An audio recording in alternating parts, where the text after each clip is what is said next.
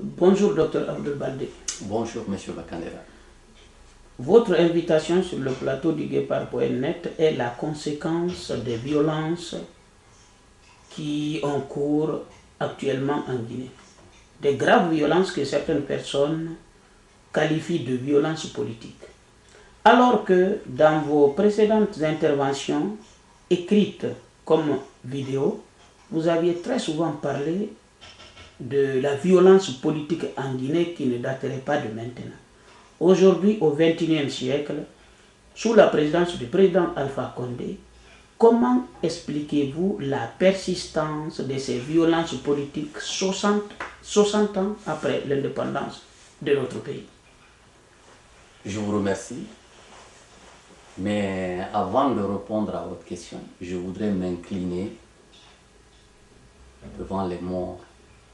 Ces morts, j'avais dit de Kania, de Bokeh, de Mandiana, de Bambeto actuellement, et Koza, si on peut appeler ça comme ça, c'est toujours des Guinéens qui perdent la vie.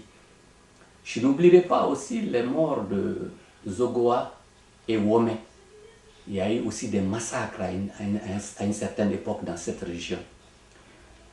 La Guinée est un pays qui ne fait que massacrer ses enfants, enfin ceux qui sont au pouvoir. Si on remonte plus loin, les massacres ont commencé en Guinée, je puis dire, dans les années 54-56. Avant l'indépendance? Avant l'indépendance. Parce que Sékou Touré même s'est fait en Guinée par la violence. La seule chose qu'il a réussi en Guinée, si on peut appeler ça comme ça, c'est la mise en place d'un État violent fait de terreur.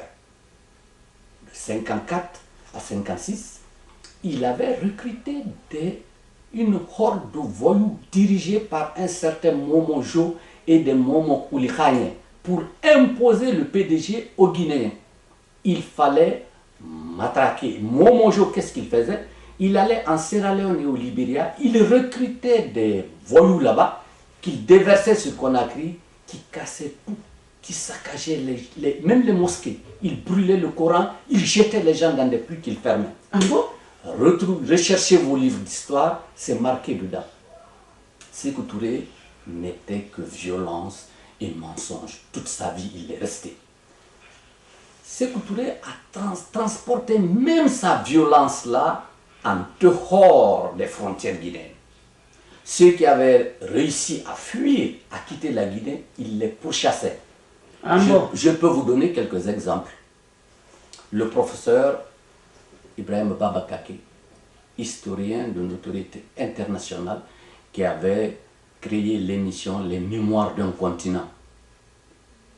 Sékou Touré a failli le faire trucider par les Momojo à Paris. Ah bon? Eh oui. Par chance ou par malchance pour lui, ils se sont trompés. Ils ont vu son frangin, son frère, je m'excuse de l'expression, ils ont cru que c'était lui, ils l'ont poignardé. C'est grâce à l'intervention rapide du SAMU et du professeur qui l'a opéré qu'il a eu la vie sauve. Ça, c'était Baba Kaké. Oh, excusez-moi. En France. En France? En France, ça s'est passé en France. Après, lors de la visite de Sékou Touré en 1982, ce sont les gens de l'ambassade de Guinée, notamment le consul, le premier secrétaire et le comptable qui avaient pour mission de kidnapper Baba Kaké, de le mettre dans l'avion de Sékou Touré pour le retour, pour le ramener en Guinée. Ils s'acharnaient sur les gens. Baba Kaké n'a eu la vue sauve là aussi que parce que des policiers avaient eu vent de la situation, qu'ils l'ont surveillé et ils sont intervenus. Sinon, Sékou Touré, il paraît, l'aurait ramené dans son avion, certainement pour l'amener au camp Boiro ou au camp Kindia, où il avait tous ses gens. Donc, ce qui veut dire que l'actualité qui s'est passée en Turquie ne date pas de maintenant. En Guinée, on a vécu ça depuis très longtemps. Ensuite, c'est le professeur Charles Diané, chirurgien émérite, qui aimait son pays comme tout le monde, qui était chirurgien à Monrovia. Il a écrit un livre que peut-être vous-même vous ne connaissez pas, le livre noir de Sékou Touré, La Guinée enchaînée. Mais il l'a signé du nom de Diakité Claude Abou. Mais c'est toujours très facile de voir qui l'a écrit. Hein. Sékou Touré s'en est rendu compte, il en a voulu à mort. Il a voulu le kidnapper à Monrovia. Le professeur Charles Diané aussi a failli être victime de kidnappé à Monrovia. Il a réussi à échapper là avec femme et enfant. Il s'est retrouvé à Abidjan chez le docteur Batierno. Il est encore vivant, il peut témoigner. Avec l'aide donc du docteur Sultan Gabriel, qui travaillait au Gabon, il a trouvé un poste là-bas. Il s'est retrouvé au Gabon. Au Gabon, Sékou Touré a demandé à Bongo de le lui ramener. Bongo a dit non, moi je m'en sers, il est utile ici. Ça, c'est le professeur Charles Diané. À la mort de Sékou Touré, le professeur Charles Diané est rentré en Guinée, évidemment. Il a continué, il a enseigné, il a soigné. D'ailleurs, je me rappelle dans un article que j'avais fait, il y a un Guinéen qui m'avait interpellé dans ce sens-là. Il a dit, faites comme le professeur Charles Diané. Venez enseigner, venez nous soigner. Je me suis dit dans ma tête, je ne l'ai pas répondu, mais peut-être il se reconnaîtra. Je l'ai dit, je me suis dit dans ma tête simplement, si tu savais combien de fois nous avions envie. Je ne suis pas seul. Il y a des centaines et des centaines de Guinéens comme ça qui veulent servir leur pays. Le troisième gars qu'il a voulu kidnapper, c'est le docteur Akar Najib Roger. Il a été ministre de la Santé dans les années 57-58 en Guinée. Mais il y a un problème de lien familial, on ne peut pas de lien familial, mais ils sont tous de Farana. C'est le père de Najib Roger, Alexandre Akar, qui a aidé le père de Sékou Touré à s'installer à Farana, qui lui a donné de l'argent. Qu'est-ce qui s'est passé? Akar Najib Roger a senti que Sékou Touré voulait mettre la main sur lui. Il est venu voir Sékou, il a dit, tu sais, je suis atteint d'un cancer, il faut que tu me laisses aller me soigner. C'était des faux certificats. Hein. Sékou Touré l'a cru. Il s'est retrouvé en France ici, arrivé en France, il a trouvé un poste, c'est un médecin, c'est un chirurgien aussi, docteur Akar. Donc il n'est plus reparti en Guinée. Non, il a travaillé, il a trouvé un poste notamment à Sens, parce que j'ai lu un peu l'histoire et tout. À Sens, Sékou Touré a dépêché Momojo, qui était actif encore, jusqu'en 1982, Momojo allait commettre des crimes à l'extérieur de la Guinée. Ah bon? Ah oui, il a envoyé Momojo pour aller trucider Akar Najib Roger. Il l'a vu, ce qui a sauvé le docteur Akar, c'est le masque de chirurgien qu'il portait en sortant de la salle d'opération. Ils ne l'ont pas reconnu. Akar Najib Roger l'a raconté, il y a eu beaucoup d'histoires écrites autour de ce truc-là. Il est mort, je pense, en 2005, après la mort de Sékou Touré. Il est reparti en Guinée, où il a continué à travailler. Donc voilà des cas d'école. Mais il y a d'autres cas qu'on a kidnappés, même à Abidjan, qu'on a ramenés au Kambouaro. Le père de Keira, qui parle aujourd'hui là, a ligoté des Guinéens à Ngambi quand il était ambassadeur, il les a mis dans un avion, on les a largués au large de Conakry. Keira Karim, l'actuel ministre. Son père Keira Karim était ambassadeur au Gabon, en Mauritanie et tout ça. En tout cas, ils n'ont pas été les seuls. Oui. Moi, Oui. Keira Karim qui nous menace de prison, Oui. avait moi Oui. mis mon père en prison. Aussi. Donc c'est comme si les tortionnaires en Guinée, c'est génétique de père en fils. Voilà, ça passe c'est dans le sens, ça passe quand c'est comme ça, si on peut le dire comme ça. C'est pour vous expliquer, à Abidjan, ils ont tenté de kidnapper des Guinéens. Il y en a qu'ils ont kidnappé, qu'ils ont ramené au Kambouaro, qu'ils ont laissé là-bas. Donc la politique, c'est de poursuivre ces gens jusqu'en dehors de la Guinée. Nous ne resterons pas longtemps là-dessus. Et ensuite, qu'est-ce qui s'est passé? En 1984, donc, enfin, il est mort aux États-Unis. On l'a ramené, il paraît, le corps, on l'a enterré. Donc, les seconds couteaux se sont battus pour récupérer le pouvoir en Guinée. Lansana Conté a eu le dessus, mais Diarra Traoré et son groupe aussi ont fomenté un coup, ils ont voulu le trucider et finalement, ils ont perdu. Ils ont arrêté Diarra et son groupe, ils les ont mis à Kindia. Ils ont rejoint les frères de Sékou Touré, ses sœurs, les André et tous étaient au camp de Kindia là-bas.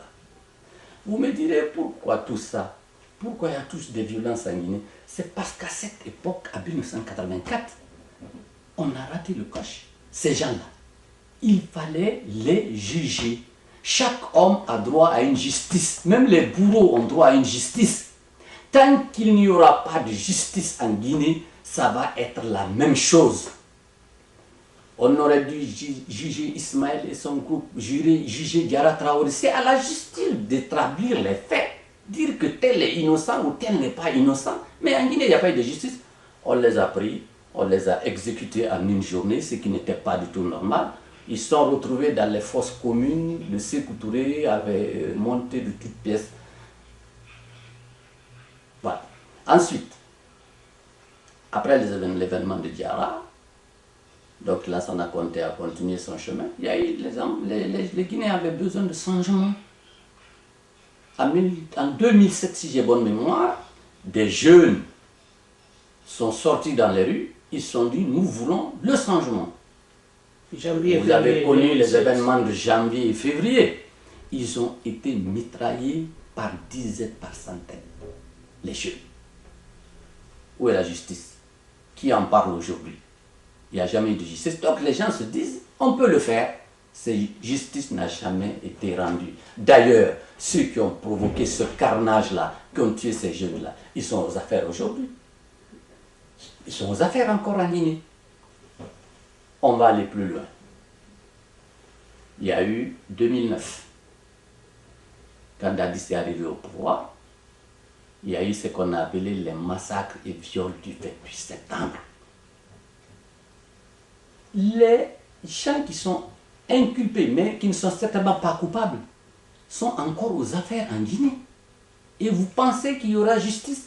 On est allé cueillir Toumba à Dakar, on l'a amené en prison. Dadis veut rentrer, Dadis veut se soumettre à la justice de son pays. On ne veut pas le laisser venir. Pourquoi?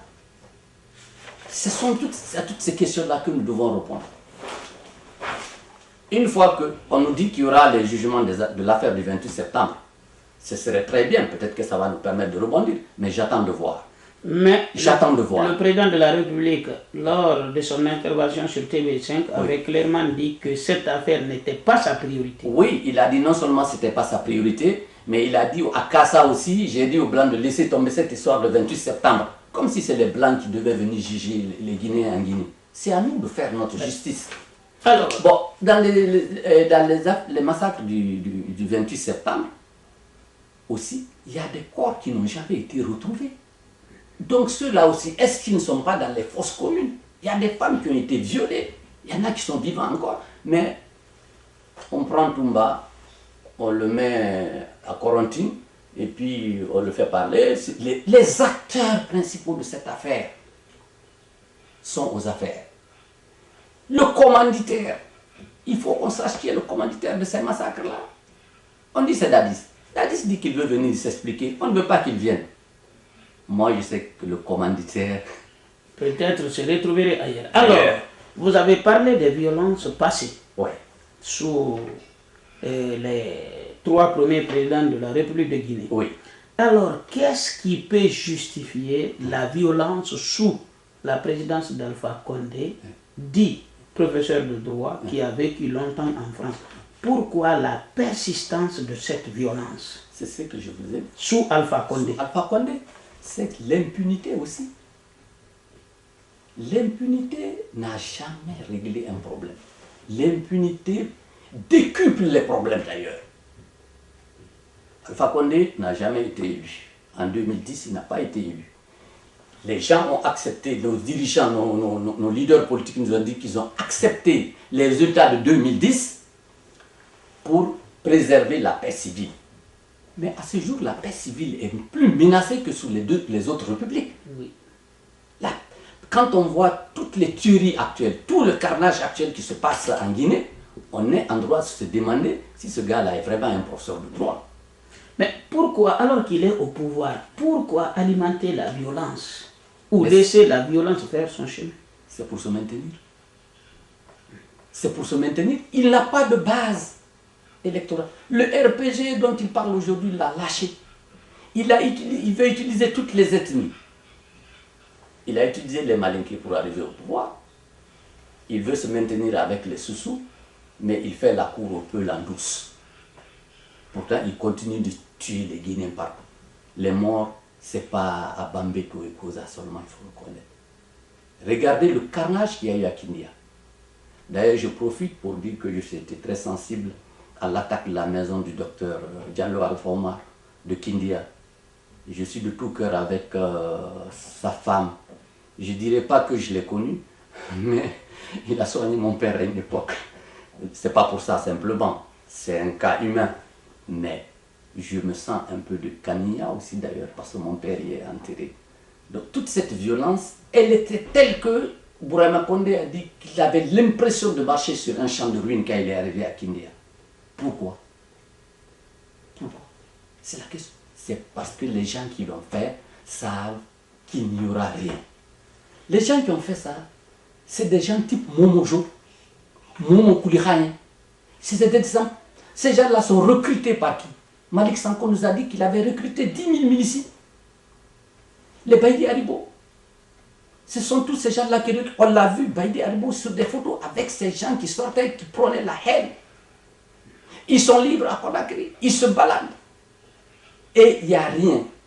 Mais c'est parce que par derrière, ils savent qu'ils sont appuyés par quelqu'un. Il y a le parrain derrière qui les dit, faites ça, faites ça, faites ça. Mais tout ce chaos-là, c'est pourquoi?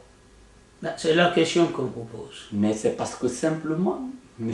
Alpha Condé veut son 3e mandat. Je vous avais dit au cours d'une de mes sorties qu'il allait provoquer le chaos, repousser toutes les échéances électorales pour gagner du temps. Vous pouvez encore vérifier mes cassettes. Repousser, regardez ce qui se passe avec les communales. Le carnage qu'il y a à Conakry actuellement pour les communales. Vous pensez qu'il y aura des législatives?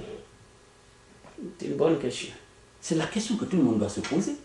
Il croyait que cette histoire qu'il fait comme ça allait passer comme lettre à la poste, comme on le dit. Mais ça ne passe pas. Les gens ont résisté. Il n'y aura pas de législative. S'il n'y a pas de législative, il n'y aura pas de présidentielle. Mais M. Alpha Condé, comme on le dit, il a de la suite dans les idées. Puisque c'est lui qui est le maître de cérémonie dans tout ça. Ah, on m'a contrecarré pour les communales. Mais je ne ferai pas de législative.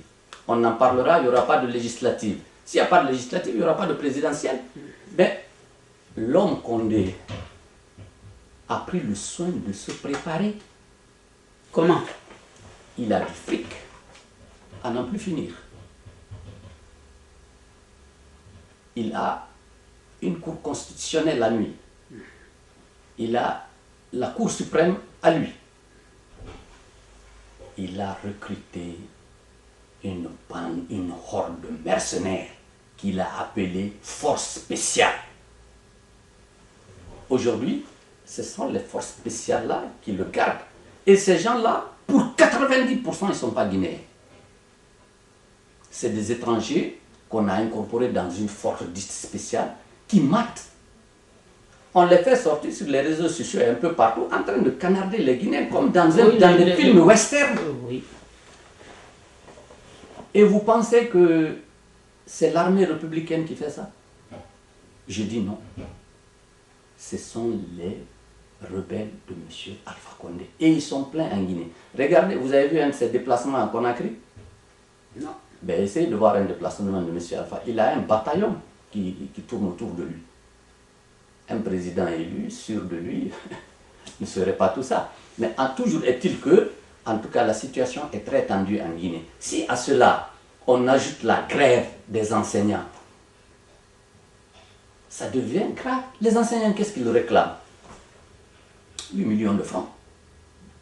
Mais on peut offrir 8 millions aux enseignants. Au lieu de former des forces spéciales, mieux vaut former des enseignants. Moi, à mon avis, tous ces gens qui tournent aujourd'hui, qui disent oui, on ne peut pas payer les enseignants 8 millions, c'est trop dans le budget. Il y a beaucoup d'entre eux qui ont des maisons en France où ils ont pris cet argent. Vous les avez présentés dans vos trucs.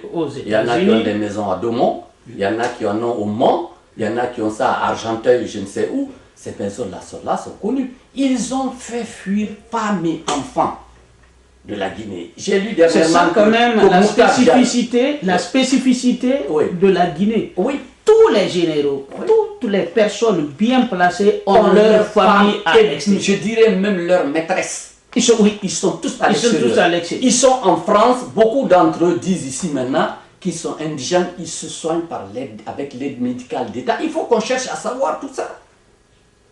Qu'on cherche à comprendre. Je ne dis pas qu'il faut les répertorier pour faire ci, pour faire ça. Non, ces gens-là ne peuvent pas créer le chaos en Guinée. Tuer les jeunes Guinéens, tuer même les vieilles. Envoyer femmes et enfants à l'étranger pour y rester tranquille. Attention, pour votre information, Oui. il y a une recherche, il y a quand même des collectes d'informations à ce sujet. Oui. La localisation de la famille de ces fonctionnaires civils et militaires sont en cours en France ici, à ma connaissance. Je ne suis pas au courant, c'est vous qui me l'apprenez, mais toujours est-il que ils ont fait tout ce qui provoque le chaos là aujourd'hui en Guinée, ont femmes et enfants à l'extérieur. Alors, ils disent que les 8 millions, Ouais. c'est beaucoup pour les anciens. Non, c'est rien pour les enfants. Alors, et le président de la est-ce République, que et le président de la République qui a augmenté son budget, pourquoi faire?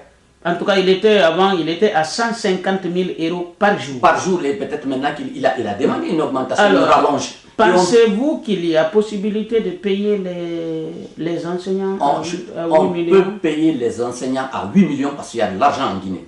L'exploitation de la bauxite, où passe l'argent? Les gens peuvent se poser cette question. C'est des petits individus sectoriels qui se partagent ça. Il y en a qui ont 25 000 euros de salaire mensuel. Et pourquoi on ne peut pas donner 8 millions de francs guinéens à un enseignant? Je suis de tout cœur avec les enseignants. Tenez bon, ne cédez pas. Il y a de l'argent, il faut qu'il vous paye. On me dira, oui, mais ce gars-là, il ne connaît rien au budget d'un État et tout. Mais il n'y a pas de budget en Guinée. Il n'y a pas de budget en Guinée. Donnez-moi le nom d'un seul secteur guinéen qui n'est pas géré par un étranger aujourd'hui en Guinée. Toutes les affaires lucratives sont gérées par des étrangers. Je peux prendre l'exemple de Jacques Diouf, conseiller à l'agriculture. Pourquoi? Les Guinéens, il n'y a pas d'ingénieur agronomie. Il a posé quelques actes au moins depuis qu'il est rien. payé par les Guinéens. Rien. Il y a les Burkinabés qui tiennent la Guinée, les Maliens qui tiennent la Guinée. Les Guinéens ne sont que des figurants dans leur bureau, ils n'ont même pas compris ça. Les vraies affaires se gèrent à Sékou Touréa dans un cercle très restreint dont les Kiridés ou d'autres n'ont même pas accès. Donc, si ces gens-là peuvent ramasser l'argent et partir, on peut payer les enseignants à 8 millions. Je suis peut-être un peu dur, mais c'est la réalité. Nos frères ont raison de se battre. Alors, quelle est la solution? Y a-t-il une solution à ce problème? Qu'est-ce que vous préconisez? Quelle solution à la quel problème? situation politique et économique de la République de Guinée. Il faut critiquer, ça on fait le constat, mais ensuite il faut proposer des solutions. Je vais vous dire, il y a des solutions. Moi, je connais des Guinéens qui peuvent répondre aux aspirations des Guinéens.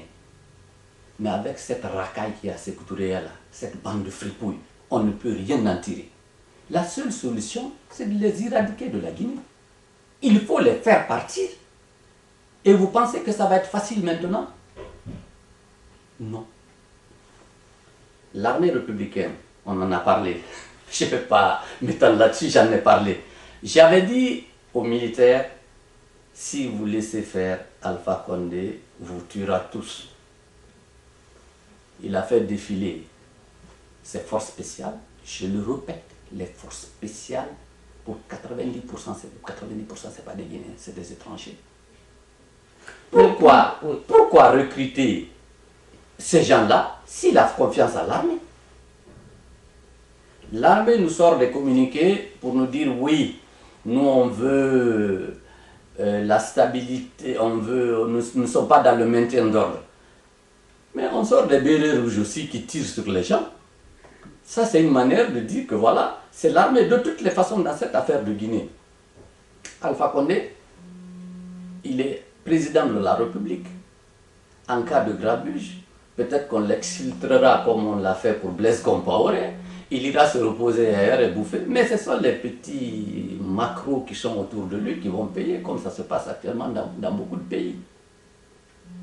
L'armée a intérêt à prendre ses responsabilités parce que ils disent toujours, oui, nous sommes là pour défendre l'intégrité du territoire. Non, c'est ce qu'ils disent, non? Oui. Mais ceux qui sont en train de détruire l'intégrité du territoire sont maintenant à l'intérieur du pays. Ils ne sont plus le long des frontières. C'est pas une armée qui vient. Non, ils sont maintenant au cœur de la capitale. Donc c'est eux qui savent comment ils vont nous débarrasser de ces gens-là. C'est eux contre l'armée. C'est-à-dire l'armée contre ceux que vous qualifiez de... Oui, ceux qui sont à l'intérieur. Moi j'appellerais ça, ça va faire rire certains les gens de ma génération. C'est la 5e colonne, ça. Elle est à l'intérieur. Ce n'est plus à l'extérieur. Il n'y a pas les 4 colonnes là-dessus. La 5e colonne, elle est à l'intérieur. Et c'est elle qui est en train de faire le sale boulot aujourd'hui. On va dire plus tard, oui, mais c'était les bérets rouges de l'armée. C'est faux. Armée républicaine, réveillez-vous, il est temps. Alors, Dr Baldé, nous nous acheminons vers la fin de notre intervention. Comme vous avez parlé de violence politique en Guinée, et on est plein là-dedans actuellement, oui. Il y a beaucoup de violence dans les quartiers, les images nous viennent, images insoutenables, oui. Même des arrestations dans le quartier. Bon, alors, l'actualité l'exige. Que pensez-vous de la démission de M. Khalifa Diaby Gassama? Ah, je lui tire mon chapeau. C'est pas facile à faire, mais je le salue. Je l'ai connu un peu, mais peut-être qu'il ne se rappellera pas de moi. D'ailleurs, j'étais une fois reçu chez lui à Toulouse. Il se rappellera peut-être. Mais ce que je veux simplement dire au-delà de tout ça, c'est j'ai écouté une réaction de Damaro Camara. Il dit que pour aller à Bambeto, il faut aller avec des armes de guerre. Parce que là-bas, c'est des bandits qu'il y a, il faut aller les déloger. Mais je dis non. Les bandits sont à Sékou Touré. C'est à Sékou Touré qu'il faut aller avec des armes de guerre. Pour déloger les bandits qui sont à Sékou Touré, ce sont eux qui sont en train de laminer la Guinée. Ce n'est pas les pauvres Guinéens qui cherchent à vivre au jour le jour. Ces gens-là ont été mis dans ces conditions-là par ceux qui sont à Sékou Touré aujourd'hui. Chaque chose ce n'est pas seulement à Conakry d'ailleurs, c'est dans toute la Guinée où il y a le feu. Si vous ne dites pas, vous me le dites. Non, il y en a partout. On constate ça, les informations nous remontent. Mais je dirais à M. Damaro, les bandits c'est eux. C'est les bandits, c'est eux. Ce sont ces gens qui sont à l'Assemblée nationale qui en appellent au massacre, qui ne se rappellent de ce député qui, du haut de l'Assemblée nationale, avait dit qu'en Guinée, le problème, ce n'est pas un problème d'eau, ce n'est pas un problème d'électricité, c'est un problème d'autorité de l'État. Et que pour restaurer l'autorité de l'État, il faut massacrer. Il dit, je dis bien, il faut massacrer. Ce gars-là se balade dans toute tranquillité à Conakry. Mais Je vais plus loin. Excusez-moi. Il faut massacrer, il va plus loin. Restaurer l'autorité de l'État. Mais il n'existe pas d'État en Guinée. Il n'y a pas d'État sans homme d'État ni femme d'État. Il n'y en a pas en Guinée. Monsieur Alpha Condé n'est pas un homme d'État. Je l'ai écrit, je le répète. Il n'en a ni la vision, ni la morale, ni la psychologie. Pour faire un État, il faut des hommes et des femmes d'État. La Guinée n'en a pas. Donc nous sommes au point de départ encore de cette histoire. Je ne dis pas que parmi les Guinéens, il n'y a pas des gens capables de créer des États. Il y en a, mais ce n'est pas cette bande que je vois là. Ils sont là, c'est ce que Sako Kondé appelle les fripouilles. Sako Kondé, c'est un véritable enfant de barreau, je vais vous dire. Ce n'est pas un barreau, le gars de barreau importé.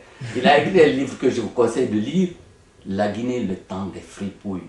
Il l'a écrit dans les années 70. Déjà? Dans les années 70, Sako Kondé. Je vais vous lire un passage qu'il a dit parlant de la Guinée. Peut-être que c'est intéressant, hein? Sako Kondé, dans la Guinée, le temps des fripouilles, décrit le début de la descente aux enfers du Guinéen. Il dit, un peuple jeune, courageux, mais sans trop d'expérience, se jette dans les bras d'individus qui lui avaient donné quelques raisons d'espérer. Bientôt, il est assourdi par les cliquetis de chaînes. Les chaînes se referment sur lui. Les nouveaux chefs deviennent geôliers puis bourreaux. Ainsi, les Guinéens se réveillèrent dans les fers d'une tyrannie sommaire. Étourdis par l'odeur du sang, seuls dans un terrifiant face-à-face avec des chefs métamorphosés. Voilà ce qu'il écrivait. Cela reste d'actualité. Cela reste d'actualité. Docteur, il y a quand même un problème au niveau de notre pays. Oui. Quand on parle de l'autorité de l'État, on ne parle pas de l'autorité d'Alpha Condé. L'autorité de l'État, c'est que la loi soit respectée par tout le monde, Je suis d'accord avec Alpha Condé. Mais ça, c'est s'il existe un État. Il n'y a pas d'État. C'est l'anarchie, c'est le chaos. Chacun parle de son côté. Damaro dit qu'il faut des armes de guerre pour aller à chose. Alors, et puis, qu'est-ce qu'il faut ajouter à ça? Les Guinéens doivent savoir que l'émergence ne peut exister que dans un pays où il y a la stabilité et non l'immobilisme qu'on voit actuellement. On nous avait promis l'émergence, mais nous vivons la descente aux enfers. Évidemment, il y a émergence pour un petit groupe qui se tape tout l'argent du pays, au détriment des travailleurs même. Je vais encore terminer peut-être cet entretien avec Sako Condé. Mais ça, c'est un appel que je lance aux hommes politiques. Sako Condé dit que la lutte contre le despotisme ne peut en aucun cas être gagnée par les marécages du tribalisme, du contre-tribalisme ou du sectarisme ethnique. Elle ne peut en aucune manière être ni une occasion de conserver on ne sait quel monopole, ni la revanche d'un tel groupe ou d'une telle région sur les autres. Elle sera l'affaire des Guinéens qui croient en leur pays ou une confuse mêlée fratricide. Voilà ce que Sako Condé disait déjà du temps de Sékou Touré. En 1975 ou 72, comme ça, il écrivait ça, Sako Condé. J'ai recherché ce bouquin. Et son écrit reste d'actualité. Voilà les mots qui minent notre société jusqu'à présent. Et j'ai peur que cela ne soit pour longtemps. Parce que la Guinée, en Guinée, c'est l'impunité qui prime. Voilà pourquoi nous en sommes là encore. Alors, docteur Baldé, quel est votre dernier mot? Comme d'habitude, le Guépard laisse toujours le dernier mot à son invité. Mon dernier mot, c'est que ce régime est aux abois. Lorsqu'un tyran est aux abois, il devient de plus en plus violent parce qu'il se rend compte qu'il n'a plus d'issue. Il n'a qu'une seule issue du moins, c'est la fuite en avant et dans le sang. Et notre armée a pour rôle de protéger tous les citoyens de la Guinée. Alpha Condé, qu'on le dise ou pas, il n'est pas guinéen. On l'a accepté comme ça, mais il n'est pas guinéen. Et il veut nous dépouiller de notre pays. Nous pouvons l'accepter. Si l'armée républicaine accepte ça, eh bien, elle disparaîtra avec nous. C'est le mot de la fin. Il faut que l'on s'arme de courage, que l'on continue à dénoncer les tares de ce régime jusque dans son dernier retranchement. Docteur Baldé, encore une fois, vous avez les remerciements du Guépard.net. Vous n'aurez que quelques jours de répit. L'actualité s'annonce très très brûlante et préoccupante en Guinée. À chaque occasion, nous vous ferons venir sur le plateau du Guépard.net pour prendre votre avis qui est d'ailleurs de plus en plus suivi. Votre dernière vidéo, si on cumule toutes les vues, ont dépassé les 100 000 vues. Alors, ce qui veut dire que les gens aiment vous écouter. Et nous n'hésiterons pas à vous faire encore appel si vous l'acceptez bien. Toujours à votre disposition et je me sens flatté de ce que vous venez de me dire, mais la Guinée, on est dans les traites. Merci beaucoup, M. Baldé, Merci. et à très bientôt. Merci, M. Makanela.